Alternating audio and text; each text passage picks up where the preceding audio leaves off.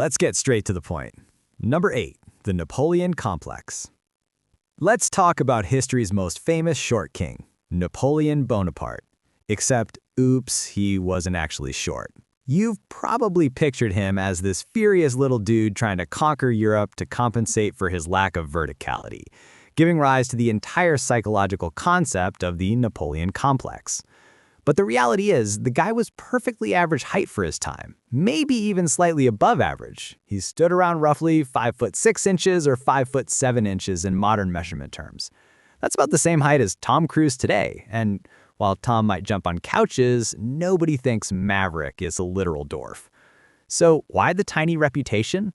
Blame the British and bad math.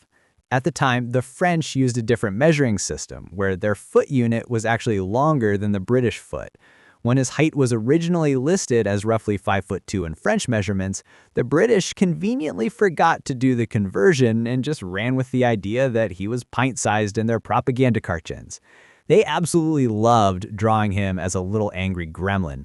He was also often surrounded by his elite imperial guard, who had to be exceptionally tall to join, making him look smaller by comparison. Basically, history's greatest conqueror got taken down by a unit conversion error and excellent enemy marketing. Number 7. The Bull and the Red Cape. You've seen it 1,000 times in cartoons. Someone pulls out a red handkerchief and a nearby bull immediately loses its mind, snorts steam, and charges like a heat-seeking missile. We've all been taught that the color red makes bulls furiously angry. Well, I hate to be the one to ruin your rodeo, but bulls actually don't give a single flying hoof about the color red. Why? Because they physically can't see it. Bulls, like most cattle, are dichromatic, which basically means they are red-green colorblind. To a bull, that bright, threatening red cape just looks like a boring yellowish-gray washcloth. It is not the fashion statement that triggers the rage. It is the movement. Imagine you were just standing there and some guy dressed in incredibly tight, sparkly pants starts aggressively waving a towel in your face. You would probably want to tackle him too, regardless of what color the towel was. It is the whipping motion and the threat that provokes the attack. The only reason matadors use a red muleta is for the audience, not the animal. It is purely theatrical and, rather grimly, helps to mask the bloodstains during the fight. So if you go hiking in a red shirt, you are safe, unless you start waving your arms around like a maniac, in which case you probably deserve what happens. Number 6. The Blue Blood Bamboozle.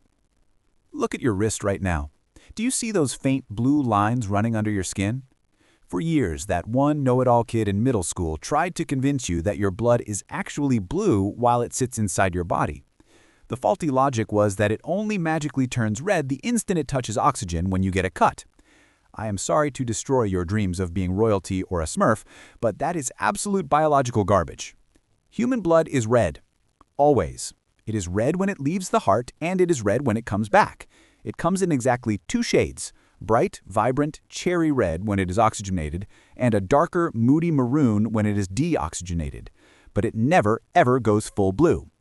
If your blood is actually blue, please call a doctor or NASA immediately because you are likely a horseshoe crab or an octopus. The reason veins look blue is simply a trick of physics and light scattering through your skin layers. Blue light waves reflect back to your eye, while red light penetrates deeper and gets absorbed. It is literally just an optical illusion. So no, you are not holding your breath until you turn blue on the inside. You are just a sack of red fluid and bad decisions, just like the rest of us. Number 5. The Midnight Spider Snack. You have probably heard the terrifying statistic that the average human swallows 8 spiders a year in their sleep. It is the kind of fact that makes you want to tape your mouth shut or sleep inside a plastic bubble. But relax, because this is arguably the most absurd myth on the internet, and your mouth is definitely not an arachnid buffet.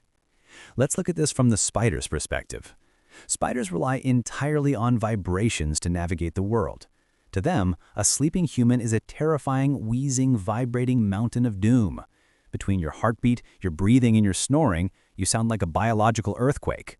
Why would a survival-driven creature voluntarily crawl into a warm, wet, carbon dioxide exhaling cave of death? They are predators, not suicidal tourists. Furthermore, you have sensory reflexes. If a legged creature touched your lips, you wouldn't just open wide like a garage door, you would wake up and swat it. The origin of this myth is actually hilarious. It tracks back to a 1993 magazine article by a columnist named Lisa Holst, who literally made up a list of fake facts just to prove how easily gullible people believe nonsense. Ironically, the world swallowed the lie hook, line, and sinker. So sleep tight, you are safe. Number 4. The Knuckle Cracker's Curse. If I cracked my knuckles right now, half of you would probably cringe in horror, and the other half would immediately try to do the same thing. For decades, well-meaning mothers and terrified grandmothers have slapped our hands away, warning us that popping our fingers will inevitably lead to gnarled, painful arthritis. It is the classic playground threat. Keep doing that and your hands will look like old tree roots by the time you are 40. But here is the snap of truth. That popping sound is not your bones grinding together or your joints exploding. It is actually satisfyingly simple gas physics. Inside your joints, you have synovial fluid that acts as a lubricant. When you stretch the joint, you lower the pressure, causing nitrogen gas to form bubbles that suddenly collapse. That pop is literally just a bubble bursting. It is biological bubble wrap.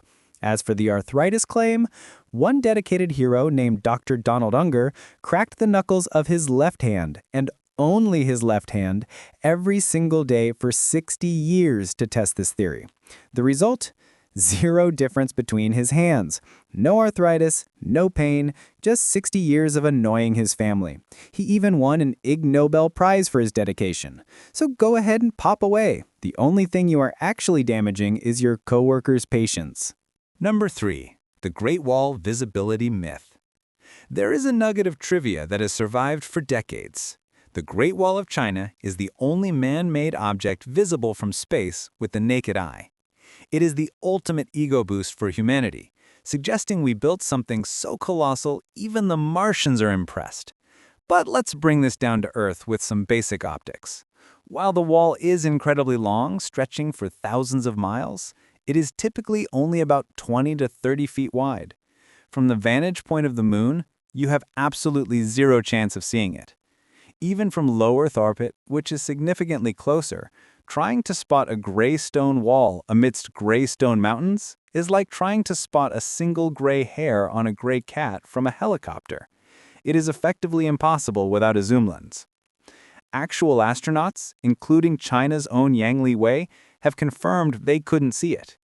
The visible from space myth actually started in the 1930s, way before anyone had actually gone to space to check.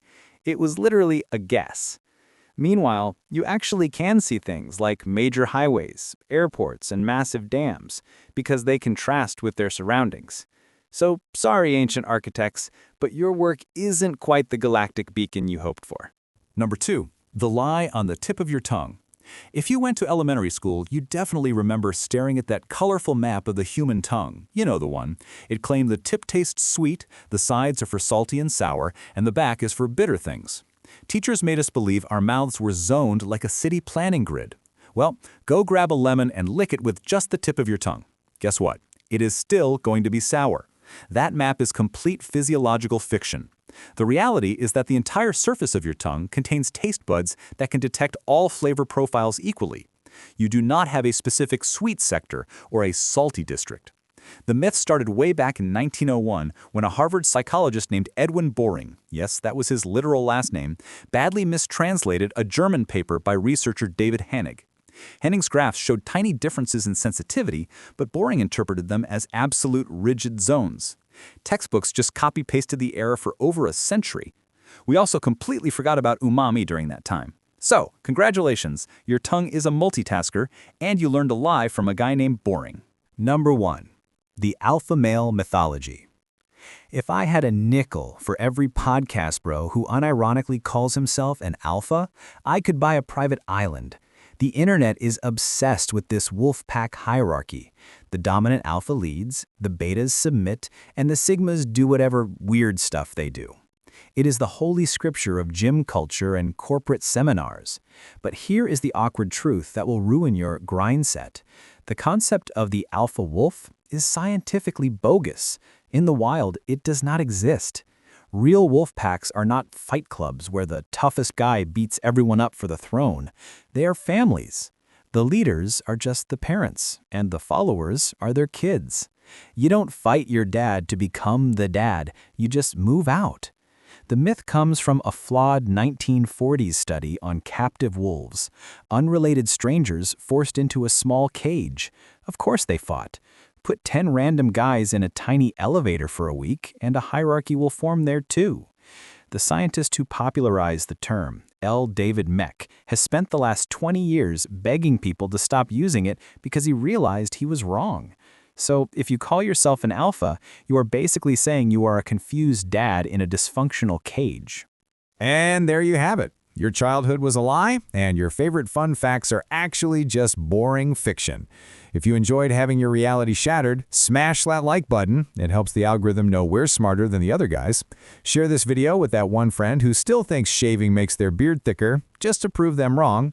And don't forget to subscribe to Coolest Dude Explains and hit the bell, because let's be honest, you can't afford to be wrong about anything else. Stay cool, and see you in the next one.